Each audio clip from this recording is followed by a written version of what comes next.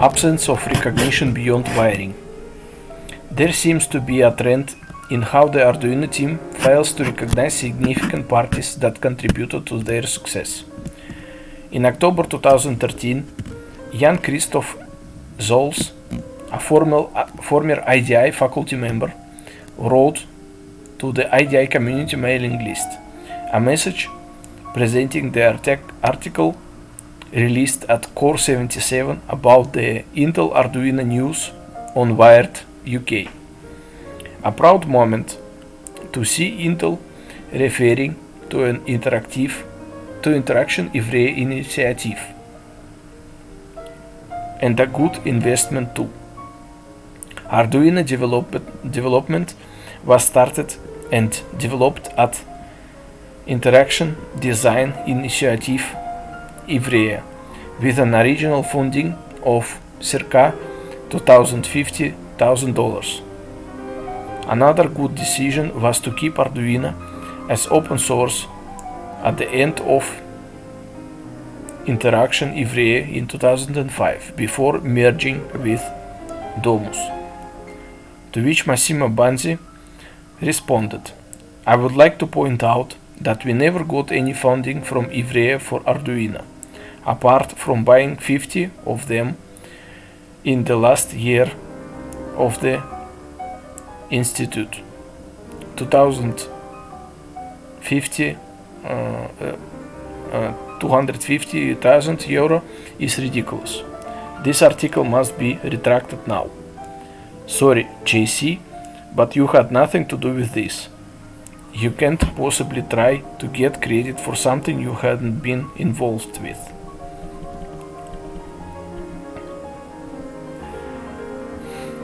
It was nice, however, to get this a few days later in the same email thread.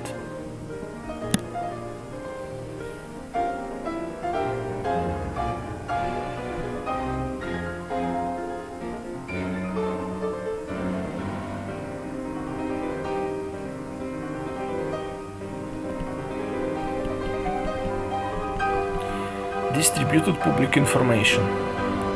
Distorted public information. In this section, I just wanted to show a fraction of the many different articles and other press that have been written about Arduino, which include its history that is rarely told the same way twice. So please read them at your leisure and form your own opinions, and definitely ask questions. Poor journalism. It is rare to see well-researched journalism these days. The articles below are excellent examples of that postulate.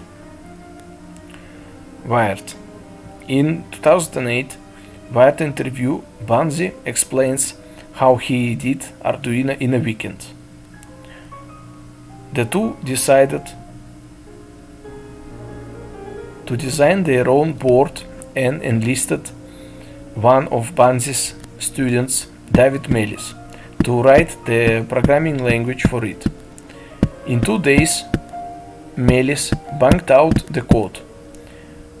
3 days more and the board was complete.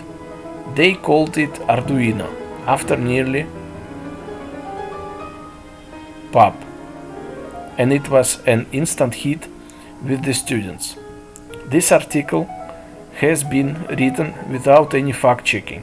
It certainly doesn't help that the interviewee isn't telling them the right information.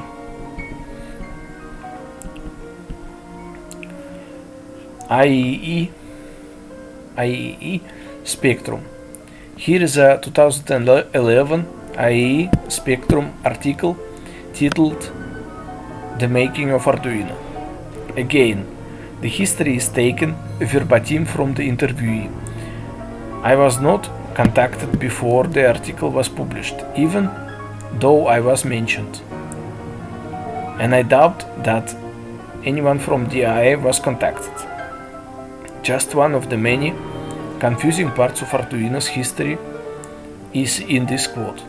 Since the purpose was to create a quick and easy accessible platform, they felt they'd be better off opening up the project as many people as possible rather than keeping it closed to as many people. It was never closed.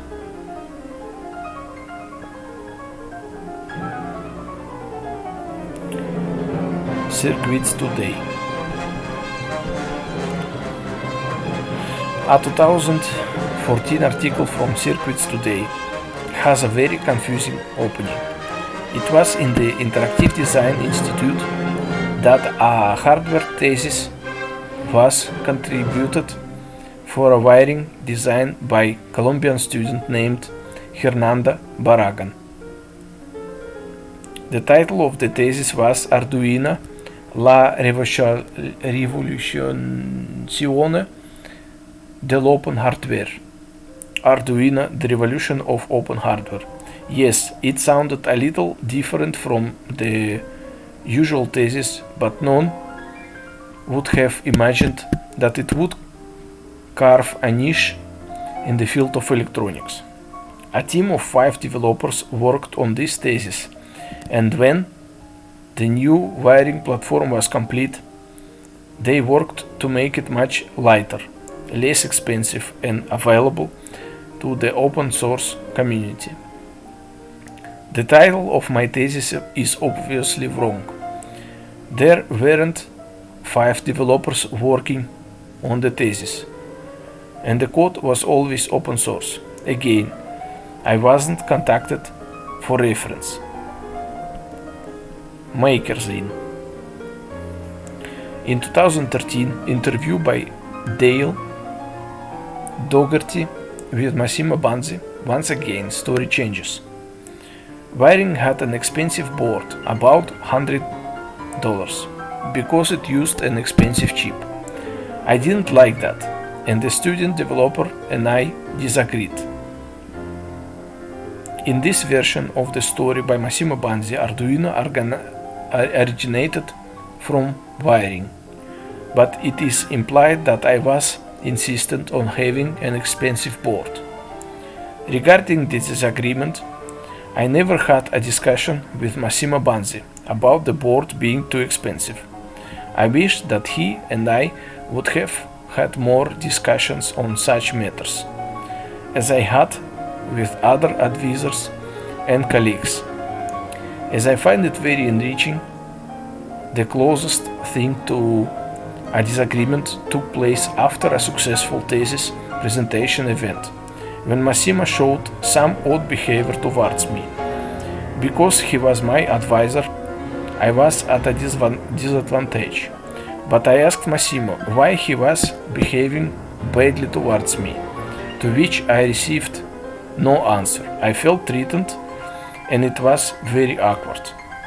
His odd behavior extended to those who collaborated with me on wiring later on.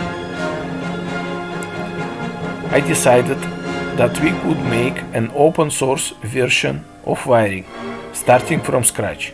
I asked Gianluca Martino, now one of the 5 Arduino partners, to help me manufacture the first prototypes, the first boards.